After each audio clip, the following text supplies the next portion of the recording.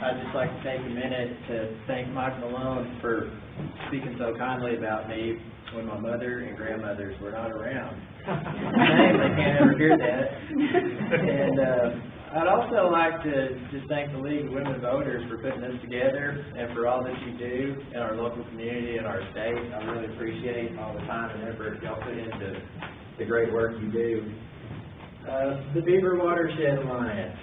We are a nonprofit organization that has the mission to proactively protect, enhance, and sustain Beaver Lake and the quality of its water. And we're going to do this by using the watershed approach. We're going to encourage voluntary participation because that's the way you make progress in Arkansas, like it or not. Best management practice implementation. We have to have people and businesses and cities doing all that they can to improve water quality. And scientific investigation. We need to have numbers, like Brian said, data, to evaluate whether we're making progress or not.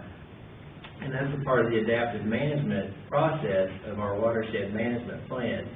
We can have all sorts of intentions, but how are we doing at achieving our goals? And while we're achieving our goals, are maybe conditions in the watershed changing and that we need to respond? And so that's how we're going to work to protect Beaver Lake. So the goals of the Alliance, the very broad goals, are to, number one, maintain a high quality in Beaver Lake for our current lifetime and beyond. We have a lot of growth that's going to occur in the region, and we want to experience and enjoy it all and still maintain a high quality of life and environment. Part of that involves restoring impaired streams. We want to get impaired rivers off of the 303D list. If a river is impaired, that means it's not meeting all its designated uses. And we would like for all of our waterways to meet their designated uses. Voluntary and educational projects to implement best management practices and foster communication between diverse stakeholders. This is a look at the watershed. I'm a little infatuated with our logo. Don't mind looking at it a bunch, but the watershed is 1,200 square miles in size, and it is very different geographically, geologically, and socially. And so how we will address any given watershed management issue is going to change on the area that we're working. But the challenge is really worth it. And the reason is because Beaver Lake provides drinking water for 420,000 people. It is a large, clean, and sustainable energy producer for us all. It is a great recreation and quality of life destination. It contributes a lot to our local economy, and it is the cornerstone of our future economic growth and quality of life and community development. And so it's great to work for an organization that was conceived by another great organization, the Northwest Arkansas Council.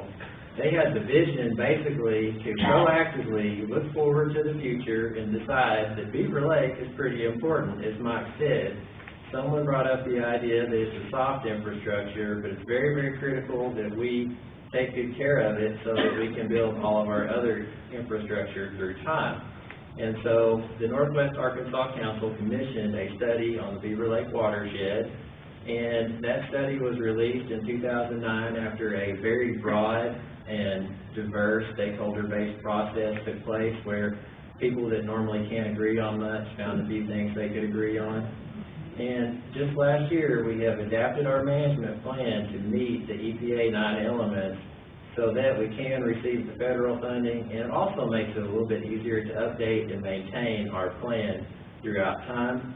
So some of the major findings were that we've got impaired rivers, the West Fork, the Lower White, War Eagle. Sediment, if we don't do anything, is going to contribute a significant amount of pollutants to the lake by 2050. Phosphorus will increase as well, and we really want to keep a good measure on reducing those as we go through time. And then the economic costs associated with not taking care of the lake ahead of time are going to be too tremendous for anybody to really want to deal with. So it's much easier and it makes sense to address ahead of time. So the top concerns in the Beaver Lake watershed, according to the study, were stream bank erosion. A lot of sediment comes from stream bank erosion.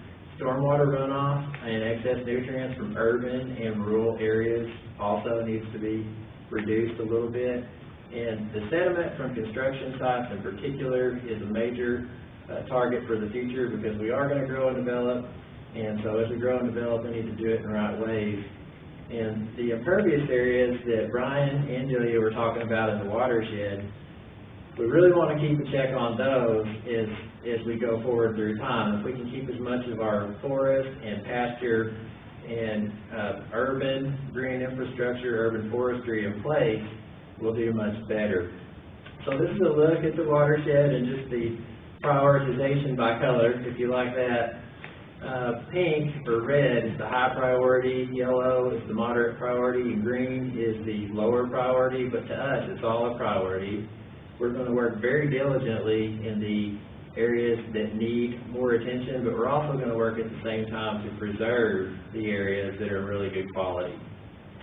And so our initial emphasis in carrying out the watershed protection strategy is to utilize best management practices to deal with the sources of our problems: urban stormwater runoff, nutrients, sediment from construction sites, agriculture, and sediment from unpaved roads. That's one people don't think about very often. So that's our goal. Let's go do it. Everybody points a different direction, and when you have a diverse group, which is necessary to have buy-in to achieve your goals, people will see things differently from time to time. But our strength is that we can all agree on important concepts. We all drink water from Beaver Lake, and there's something that we can all do to protect it. And I just want to go back to the stakeholder diversity again. Non-point source pollution is wide and varied across the landscape. And if you have a bunch of people that are thinking different things, coming from different perspectives, it's easier to identify those areas. And then when you have this broad-based stakeholder involvement, it's really easy to achieve buy-in with any group. And so we can work with people even if they don't necessarily agree with everything that we do. We can find common ground and move forward, and that's necessary. And so it's really a non-regulatory, community-based approach to deal with water quality. Our board is broken down into committees: conservation and restoration, to design programs and implement them; education and awareness, to come up with concepts that people need to know about and messages we need to get to the public; a technical committee to, like Brian said, crunch the numbers and think about what are the problems, where are the priorities, how can we reduce them, how can we measure our improvements; advancement for the organization so that we can be sustainable in the long run. And one of our programs that has a little bit of all of our watershed management plan in it is the West Fork Opportunity Assessment, which we've just started this week. We're working with several local agencies, government, personnel, and nonprofits, and we're looking to conserve areas in the watershed, conserving land, keeping it green, restoring buffers, identifying areas where a willing landowner would like to be a part of the solution to restoring the West Fork of the White River. We work with the University of Arkansas Division of Agriculture and Northwest Arkansas Stormwater Program, because for half a decade they've carried out a very good program across 16 municipal areas in Northwest Arkansas, and we just want to dovetail with them and help fill in some voids. Stream bank restoration, preservation, and pasture BMP. Again, we're coming back to identifying our issues, our priority areas, finding the cause. What is the cause? What's causing this? And then implementing a solution. And it's really difficult to do by ourselves, but it's not about us. It's about the other organizations that we work with, that we can support, that can support us, and we can all move forward together. Stormwater and unpaved road, sediment and pollutants are difficult to manage, but we can do that. And again, we do it again by reaching out to communities, working to identify the problem areas, and then implementing solutions and finding funding. And it takes a lot of partners to do these projects, so that we have a lot of people working together.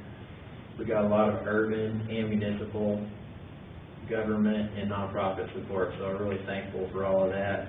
And then monitoring, we've got to keep an idea on what we want to measure, but we need to figure out what the gaps are.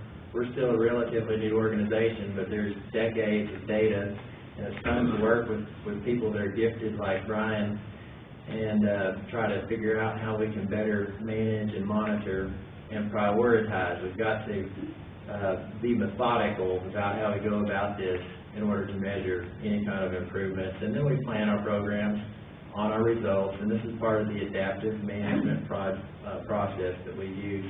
So it really all boils down to community outreach and education and awareness, but it's all driven towards getting best management practices implemented either by other people or by ourselves.